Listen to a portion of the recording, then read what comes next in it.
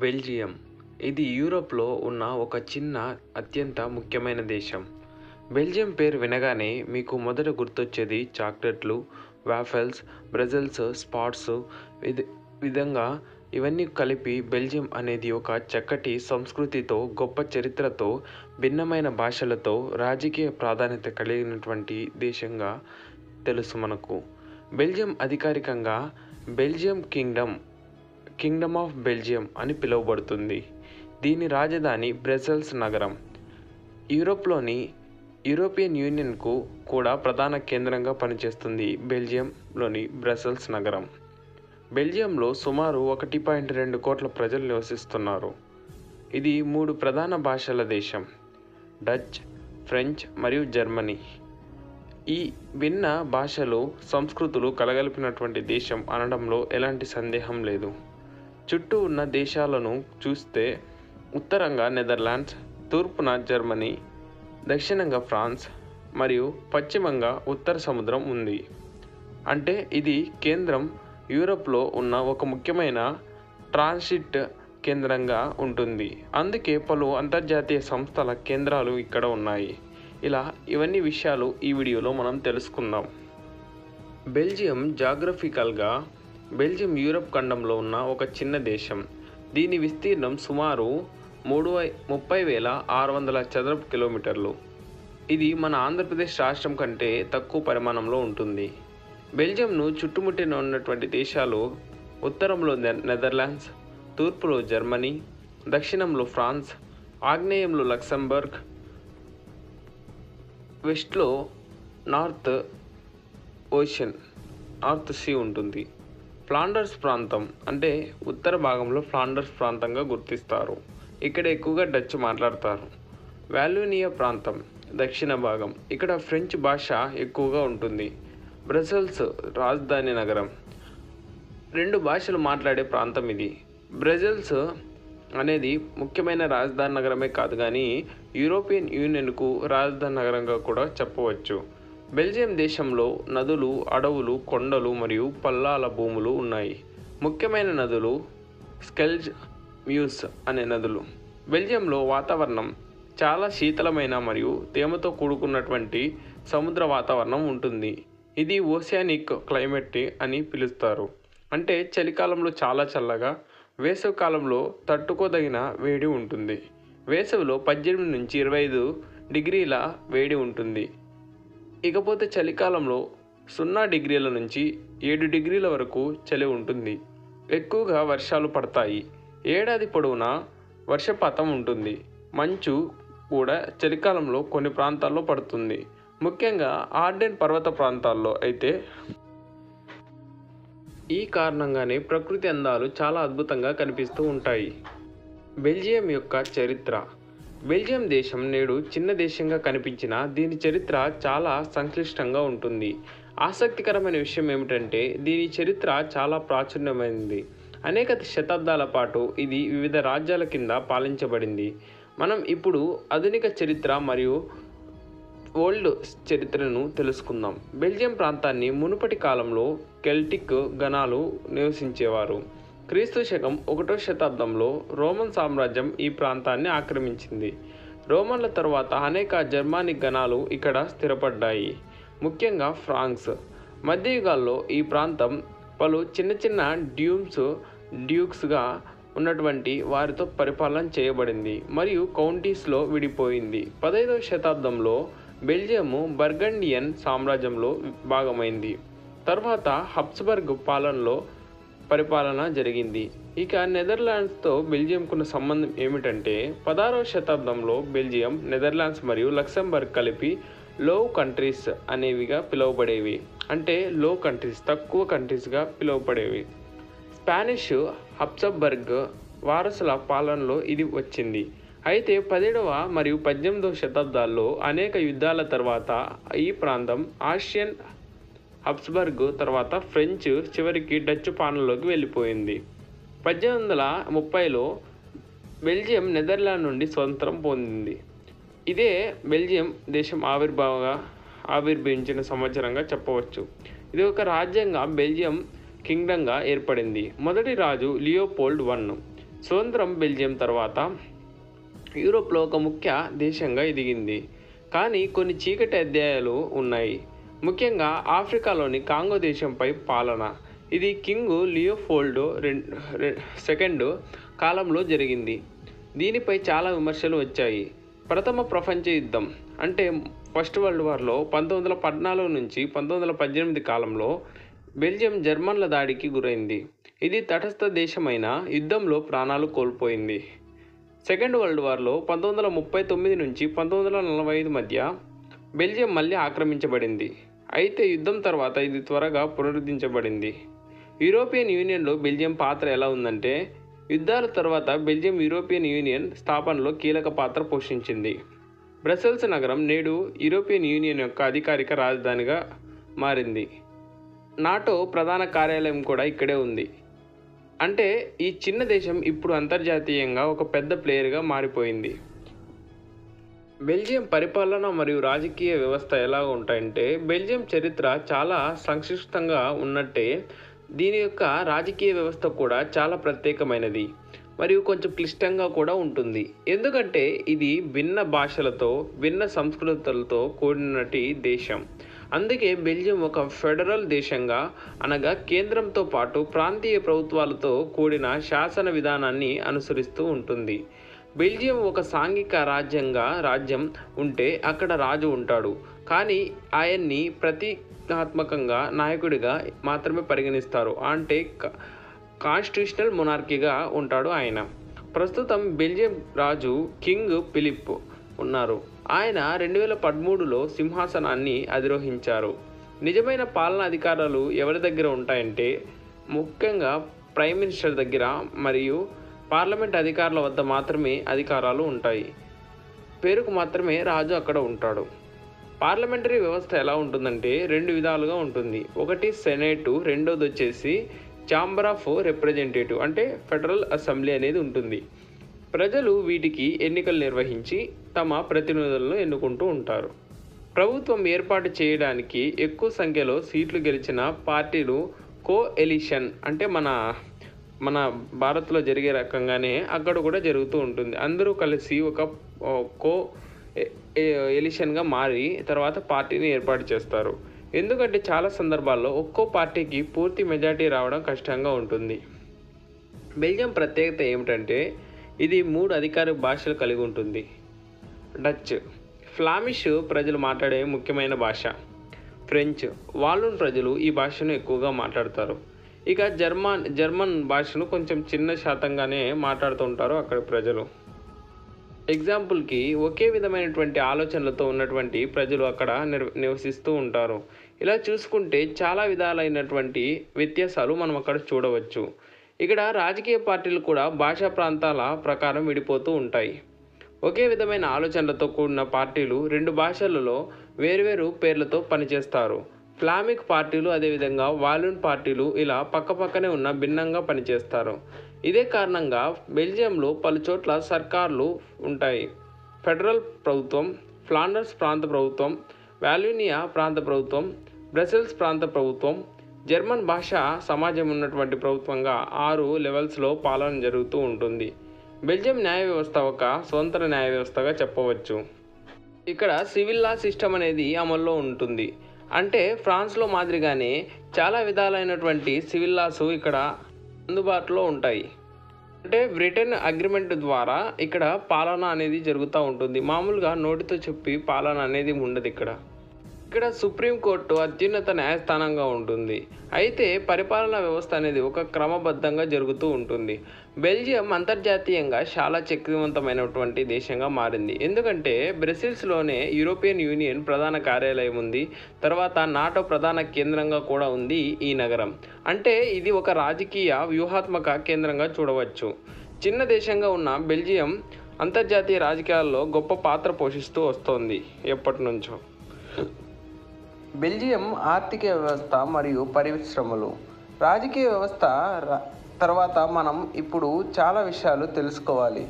Belgium ఆర్థిక వ్యవస్థ మరియు అక్కడి ప్రముఖ పరిశ్రమలు మరియు దాని ప్రపంచంలో స్థానం ఎలా ఉంది అంటే, బెల్జియంలో ఆర్థిక వ్యవస్థ స్థితి బెల్జియం ఒక అత్యంత అభివృద్ధి చెందినటువంటి అధిక ఆదాయ దేశం. దీని జీడిపి సుమారు 620 బిలియన్ యూరోలుగా ఉంటుంది. ప్రతి వ్యక్తికి ఆదాయము సుమారు 53,000 యూరోలు ఉంటాయి. అంటే బెల్జియం ప్రజలు బాగా జీవిస్తున్నారు అని చెప్పవచ్చు. ఇది యూరోపియన్ యూనియన్లో టాప్ 20లో ఉండే ఆర్థిక శక్తిగా పరిగణించబడుతుంది. బెల్జియం యొక్క ఆర్థిక వ్యవస్థ ప్రధానంగా సేవా రంగం, వాణిజ్యం మరియు రఫ్తు మరియు తయారీ పరిశ్రమలపై ఆధారపడి ఉంటుంది. ముఖ్యంగా పరిశ్రమలు ఏ ఉంటాయంటే కెమికల్స్ మరియు ఫార్మా. బెల్జియంలో రసాయన పరిశ్రమ చాలా శక్తివంతంగా ఉంటుంది. యాంట్వర్ప్ నగరం దగ్గర భారీ కెమికల్ ప్లాంట్లు ఉంటాయి. ఫార్మాన్యూటికల్స్ కంపెనీలు ఫైజర్, జిఎస్కే వంటి భారీ సంస్థలు ఇక్కడ ఉన్నాయి. మ్యానుఫ్యాక్చరింగ్ యంత్రోపకరణాల రంగంలో మెటల్ ఉత్పత్తులు, యంత్రాలు, టెక్నాలజీ ఎక్విప్మెంట్ ఇవన్నీ ఇక్కడ ఎక్స్పోర్ట్ అవుతూ ఉంటాయి. కార్ల అసెంబ్లీ, ఎలక్ట్రానిక్స్ ప్రొడక్షన్ వంటివి ఇక్కడ చూడవచ్చు. ఆహారం మరియు పానీయ పరిశ్రమల విషయంలో బెల్జియం చాక్లెట్లు మరియు బీరు ప్రపంచ ప్రసిద్ధి పొందాయి. ఇక్కడ 1000 కంటే ఎక్కువ బీర్ బ్రాండ్లు ఉన్నాయి. ప్రపంచంలోనే ఉత్తమ చాక్లెట్ కంపెనీలు ఇక్కడ ఉన్నాయి. లియోనిడాస్, న్యూహాస్, గొడీవా వంటి చాక్లెట్ కంపెనీలు ఇక్కడ ఉన్నాయి. ఇక డైమండ్ ఇండస్ట్రీ విషయానికి వస్తే యాంట్వర్ప్ నగరం డైమండ్ వ్యాపారానికి గ్లోబల్ హబ్గా ఉంది. ప్రపంచ డైమండ్ ట్రేడ్లో సుమారు 80%కి పైగా ఇక్కడే జరుగుతుంది. టూరిజం విషయంలో పర్యాటకం అనేది చాలా ముఖ్యమైనది ఏ దేశానికైనా. బెల్జియం ఆర్థికానికి పెద్ద సహాయంగా ఉంటుంది ఈ టూరిజం రంగం. ప్రతి ఏడాదికి లక్షల మంది పర్యాటకులు బ్రసెల్స్, బ్రూక్స్, గెంట్ వంటి నగరాలను సందర్శిస్తూ ఉంటారు. బెల్జియం ఎగుమతులు మరియు దిగుమతుల్లో యూరోప్లో ముందుండే దేశంగా చెప్పవచ్చు. కెమికల్స్, మెటల్ ఉత్పత్తులు, కార్లు, ఔషధాలు, ఆహార ఉత్పత్తులు వంటివి ఇది ఎక్స్పోర్ట్ చేస్తూ ఉంటుంది. ముఖ్యమైన రవాణా కేంద్రం యాంట్వర్ప్ పోర్ట్. ఇది యూరోప్లో 2వ పెద్ద పోర్టుగా చెప్పవచ్చు.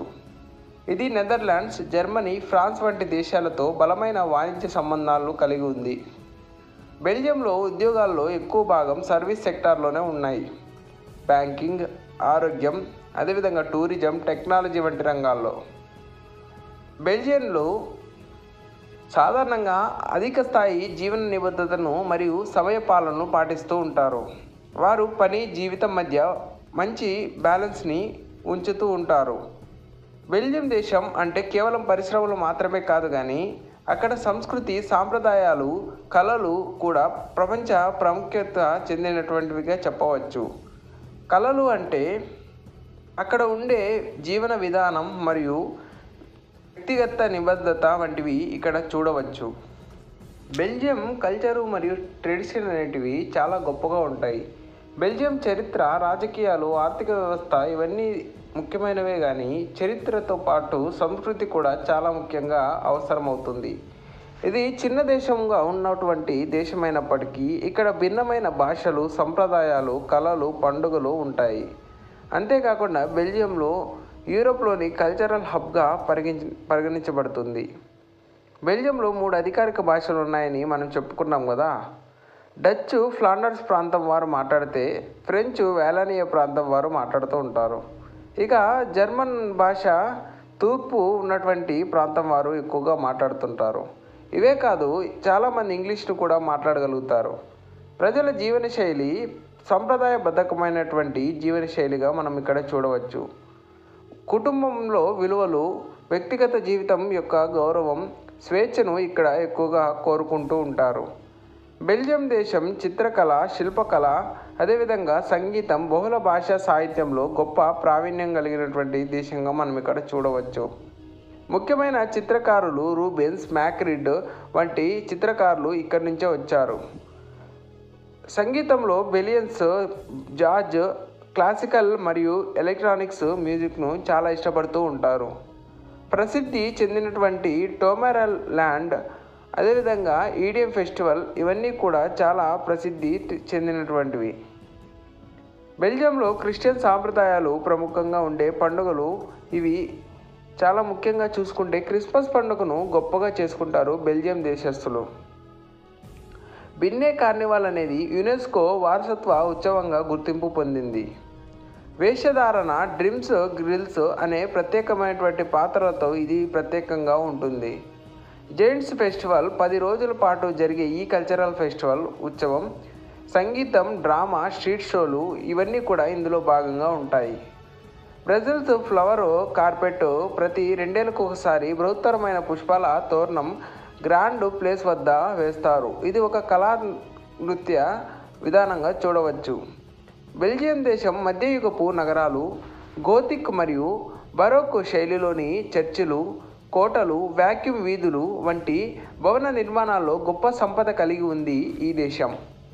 బ్రూక్స్, గెంట్, మైక్లెన్ వంటి నగరాలు చారిత్రక ప్రత్యేకతంగా ఉంటాయి. చూడడానికి చాలా అద్భుతంగా కనిపిస్తాయి ఈ నగరాలు.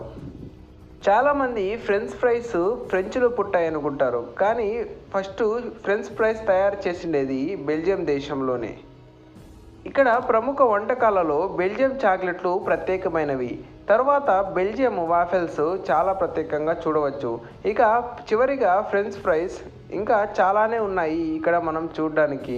బెల్జియన్ బీర్ వంటివి ఇక్కడ చాలా అద్భుతంగా సేల్ చేస్తూ ఉంటారు అక్కడి పర్యాటకులకి. ఇలా బెల్జియంలో చాలా అద్భుతమైన వంటకాలు చాలానే ఉన్నాయి. బెల్జియం దేశంలో చూడదగ్గ ప్రదేశాలు ఏవైనా ఉన్నాయంటే అవి ముఖ్యంగా బెల్జియంలోని బ్రసెల్స్ నగరం.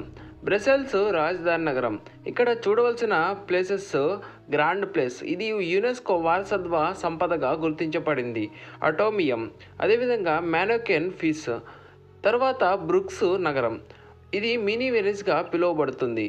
ఇక్కడ కాలువల యొక్క పడవ ప్రయాణం చాలా అద్భుతంగా ఉంటుంది. మార్కెట్ స్క్వేర్, అదేవిధంగా బెల్ఫ్రై ఆఫ్ బ్రూక్స్ ఇవన్నీ కూడా చాలా అద్భుతంగా కనిపిస్తాయి. మిడివల్లోని స్ట్రీట్స్ చాలా అద్భుతమైనటువంటి కట్టడాలతో చాలా గొప్పగా ఉంటాయి. ఇకపోతే గెంట్ నగరం, ఇక్కడ చూడవలసిన ప్రదేశాలు గ్రావెన్స్టీన్ క్యాజిల్, అదేవిధంగా సెయింట్ బావోస్ క్యాథడ్రల్, ఓల్డ్ గ్రాస్లే హార్బర్ ఇవన్నీ ఇక్కడ చాలా అద్భుతంగా కనిపిస్తూ ఉంటాయి. ఈ నగరం రోజు రాత్రి ఒక చిత్రంలా కనిపిస్తూ ఉంటుంది. యాపెన్ మాల్వెడి, అదేవిధంగా ఇది ఒక జర్మన్ ప్రాంతం. దీనిలో చాలా అద్భుతమైనటువంటి జర్మన్ కల్చర్ ఇక్కడ చూడవచ్చు. డీనాంట్ అనే ఒక చిన్న నగరం. దీనిలో నది ఒడ్డున ఉన్నటువంటి కొలెగియేట్ చర్చ్, అదేవిధంగా కైటేల్ ఆఫ్ డినాంట్ అనే పర్వతం, సాక్సోఫోన్ ఆవిష్కరణ అయినటువంటి అడాల్ఫే సాక్స్ పుట్టిన ఊరు ఇక్కడ చూడవచ్చు. మెస్లిన్ అనే సిటీ చాలా అద్భుతంగా ఉంటుంది. ఇది చరిత్రకు పుట్టినలుగా చెప్పవచ్చు. ఇక్కడ ఉన్నటువంటి టెక్నోపోలిస్ అనే సైన్స్ మ్యూజియం చాలా అద్భుతంగా ఉంటుంది.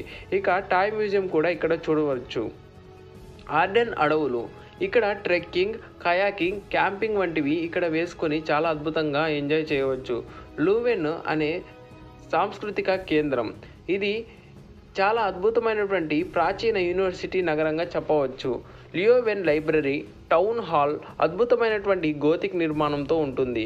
ఇక్కడ స్థానికులు చాలా అద్భుతమైనటువంటి డ్యాన్సులతో అలరిస్తూ ఉంటారు. బెల్జియన్ కోస్టల్ ఏరియా చాలా అద్భుతమైనటువంటి ఏరియాగా చెప్పవచ్చు. బెల్జియంలో చాలా పుష్పాలు ఉంటూ ఉంటాయి.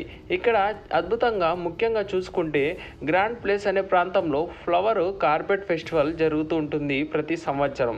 ఇవన్నీ కూడా దీని యొక్క చరిత్రకు ఒక గుర్తుగా చెప్పవచ్చు. బెల్జియంలో విద్యా వ్యవస్థ చాలా అద్భుతంగా ఉంటుంది. ఇక్కడికి ప్రపంచ దేశాల నుంచి చాలామంది విద్య కోసం వస్తూ ఉంటారు. బెల్జియం విద్యా వ్యవస్థ చాలా పరిపూర్ణంగా ఉంటుంది. ఇక్కడ ముఖ్యంగా యూనివర్సిటీలు Q11 యూనివర్సిటీ చాలా ప్రత్యేకమైనటువంటిది. ఇక యూనివర్సిటీ ఆఫ్ గెంట్, అదేవిధంగా university of catholic de Leuven, Vrije university Brussel ఇలాంటి యూనివర్సిటీలు ఇక్కడ ప్రత్యేకంగా చూడవచ్చు. ఇక టెక్నాలజీ విషయానికి వస్తే ఫార్మాన్యూటికల్స్, ఫైజర్, జిఎస్కే లాంటి కంపెనీలు ఇక్కడ ఉన్నాయి. బయోమెడికల్ రీసెర్చ్, అదేవిధంగా అడ్వాన్స్డ్ మెటీరియల్స్, ఆర్టిఫిషియల్ ఇంటెలిజెన్స్ ప్రత్యేకంగా మనం ఇక్కడ చూడవచ్చు. బెల్జియం యూరోపియన్ ఇన్నోవేషన్ హబ్గా కూడా పనిచేస్తూ ఉంది. ప్రత్యేకమైనటువంటి విషయం ఏమిటంటే యూరోపియన్ యూనియన్కు కేంద్ర బిందువుగా ఉంది ఈ బ్రసెల్స్ నగరం. బెల్జియం దేశం యూరోప్లోని ఒక చిన్న దేశం కానీ శక్తివంతమైన దేశం. రెండవ ప్రపంచ యుద్ధం నుంచి యూరోపియన్ యూనియన్ స్థాపన వరకు కీలక పాత్ర పోషించింది ఈ దేశం.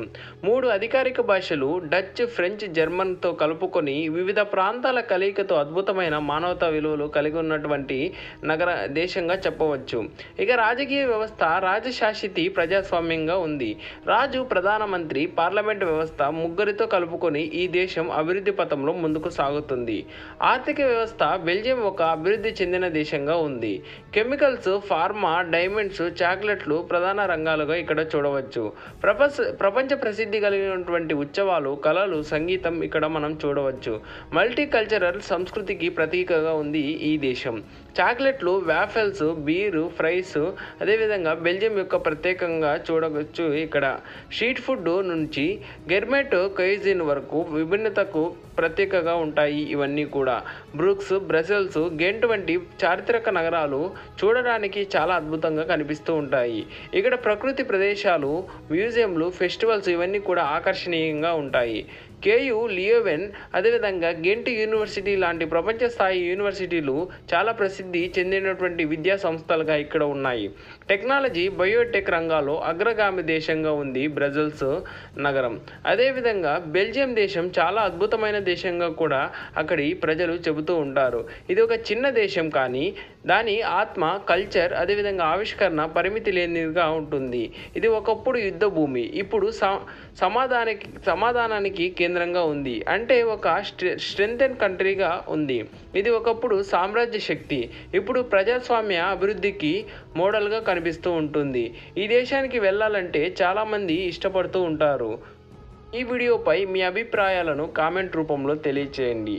లైక్ చేయండి, షేర్ చేయండి. మరిన్ని గ్లోబల్కి సంబంధించిన వీడియోల కోసం మా ఛానల్ను సబ్స్క్రైబ్ చేయండి. జై హింద్.